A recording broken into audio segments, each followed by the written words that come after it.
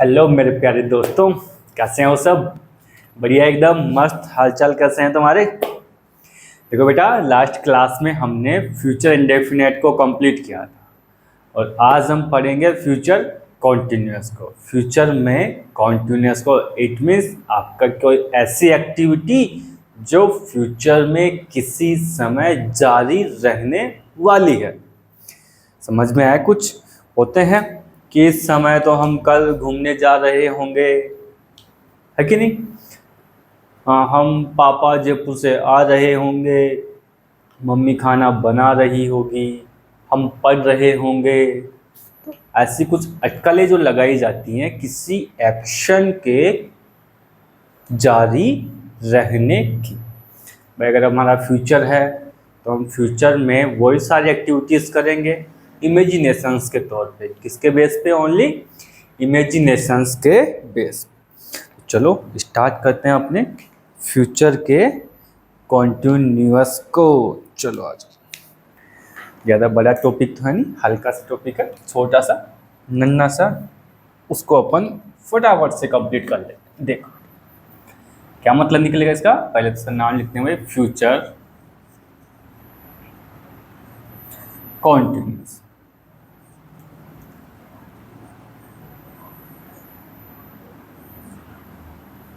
लो जी, क्या गया? Future continuous tense. इसका मतलब क्या निकला?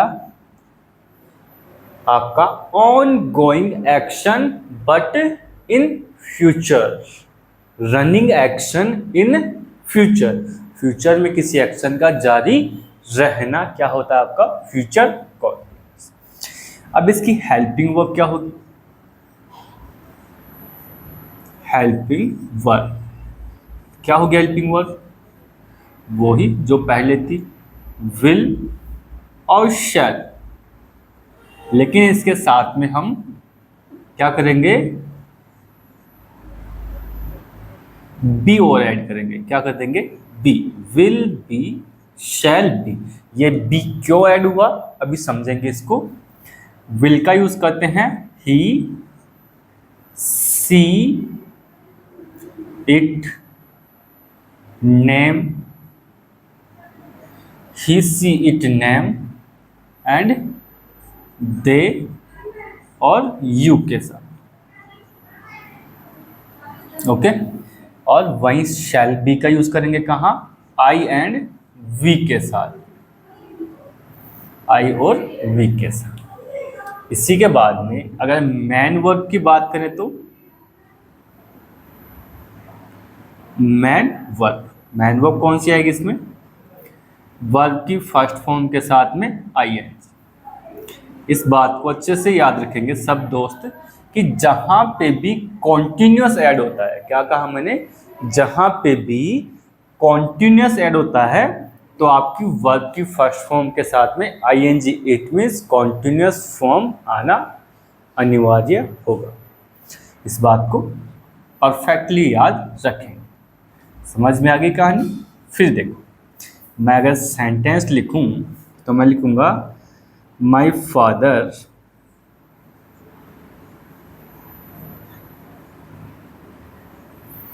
will be, my father will be coming, my father will be coming from his office,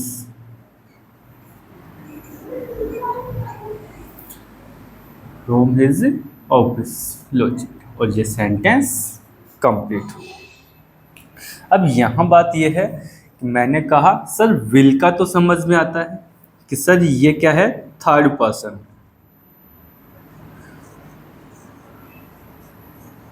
क्या है? Third person. और थर्ड पर्सन के साथ में हम विल का ही यूज करते हैं। ये बात तो समझ में आ गई। कॉन्टिन्यूअस था तो सर वर्ब की फर्स्ट फॉर्म में आईएनजी ऐड कर दिया आपने, ये बात भी समझ में आ गई।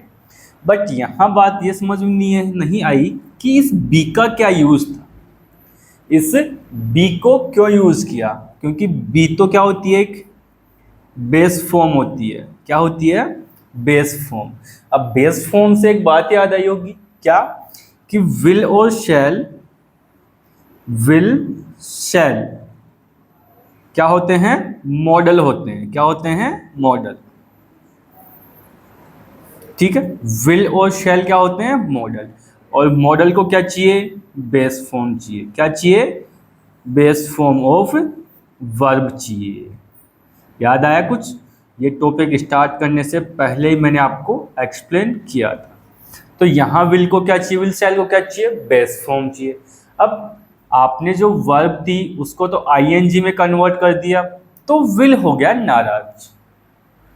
विल को देनी थी बेस फॉर्म, साथ में आपका जो आईएनजी फॉर्म है, आपकी जो आईएनजी फॉर्म है कभी भी विदाउट बी फॉर्म सेंटेंस में प्लेस नहीं होती। क्या कहा मैंने, ING form without B form sentence में प्लेस नहीं होती। तो इसको भी क्या चाहिए थी, बी फॉर्म चाहिए थी, तो बी फॉर्म मिल गई। इसको बेस फॉर्म चाहिए थी, सो इसे बेस फॉर्म भी मिल गई। दोनों के दोनों सेटिस्फाइड, और हमारा ऐसा सेंटेंस भी डिजाइन कर लिया। बात समझ में आई कि यहाँ फ्यूचर कॉन्टिन्यूअस में बी हमने क्यों यूज किया। वापस से एक्सप्लेन करता हूँ, विल और शैल क्या होते हैं, मॉडल, इसीलिए नहीं वर्ब की बेस फॉर्म चाहिए। साथ में कॉन्टिन्यूअस था तो हमने आईएनजी फॉर्म लगाई।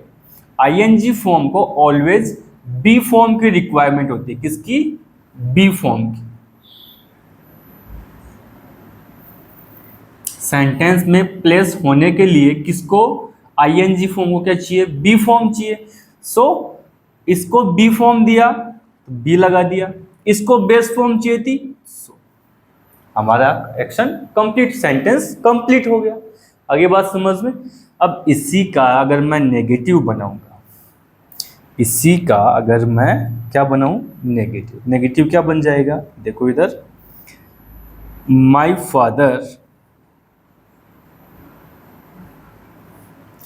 Father will. अब इन दोनों के बीच में एक दरार है, इसी दरार में क्या लगाओगे, नॉट लगाओगे। तो विल नॉट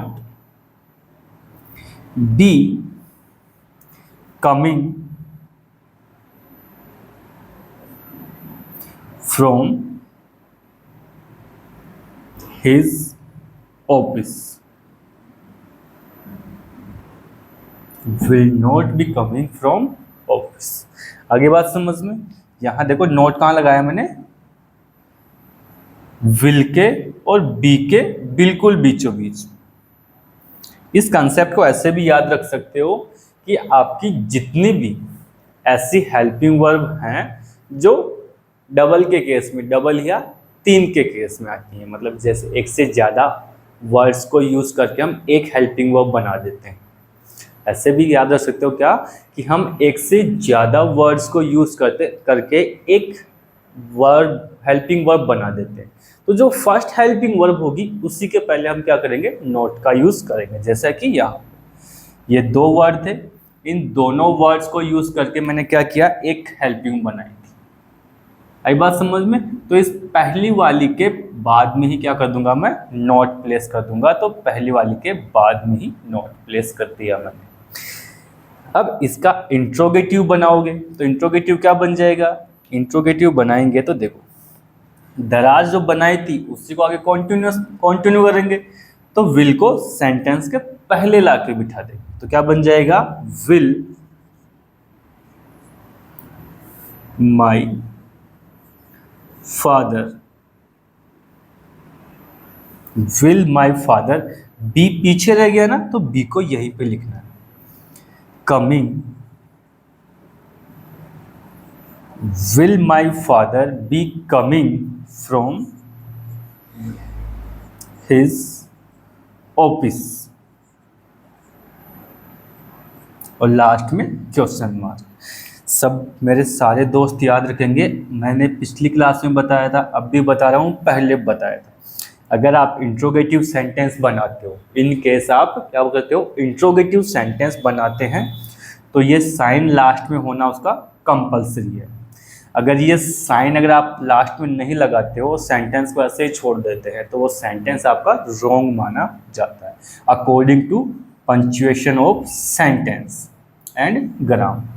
क्योंकि ग्रामर में जितना इन फॉर्मेट्स को वैल्यू दी गई है उतनी ही इन पंक्चुएशंस को भी वैल्यू दी गई है। तो आप ग्रामर के हर एक पार्ट को अच्छे से सेंटेंस बनाते वक्त नोटिस में रखेंगे। इसी के बाद में भाई पापा कहाँ से आ रहे हैं, पापा कहाँ से आ रहे हैं, तो मैं क्या करूँगा, ऑफिस से, तो मैं इसे रिमूव कर दूँ तो मेरा वही इंट्रोगेटिव WH वर्ड से बन जाएगा। WH वर्ड का भी कुछ ऐसा ही फॉर्मेट होता है बेटा। सबसे पहले आप WH वर्ड लिखते हो, फिर आपकी हेल्पिंग वर्ब होती है, फिर सब्जेक्ट होता है, फिर आगे का सेंटेंस चलता जाता है। तो इजीली ये चीज़ें समझ सकते हो आप। ये बात समझ में आई। अब अपना फ्यूचर का कॉन्टिन्यूस केवल इतना सही है। अब हो गई सर, ये तो हो गई बेसिक सी कहानी। तो एग्जाम में सर इससे क्वेश्चन कैसे बनेगा, ये तो बहुत आसान बात होगी। बिल्कुल बेटा ऐसा ही है, और एग्जाम में क्वेश्चन भी इसमें से आए हुए हैं आपके। एग्जाम में क्वेश्चन भी इसमें से आए हुए हैं और बहुत ही आसान क्वेश्चन पूछता है। कैसे पूछेगा, चलो मैं बताता हूँ आपको एग्जाम में क्वेश्चन आपसे कैसे पूछे। बहुत ही आसान तरीके से, बहुत ज़्यादा आसान है। मैं 3 क्वेश्चन लिखता हूँ, तीनों देखो कैसे कैसे हो सकते हैं।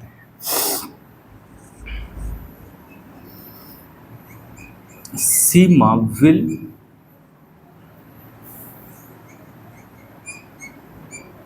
कुकिंग फूड, और लास्ट में दे दिया क्या आपके लिए ऑप्शन इज, एम, आर और लास्ट में एक be. They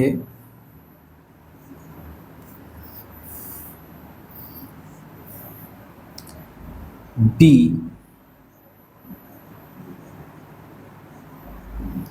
playing cricket in the ground. Option में दे दिया क्या आपको, आर, शैल, विल, लोच। इसके बाद में नंबर 3 में लिखता हूं क्या, सी विल बी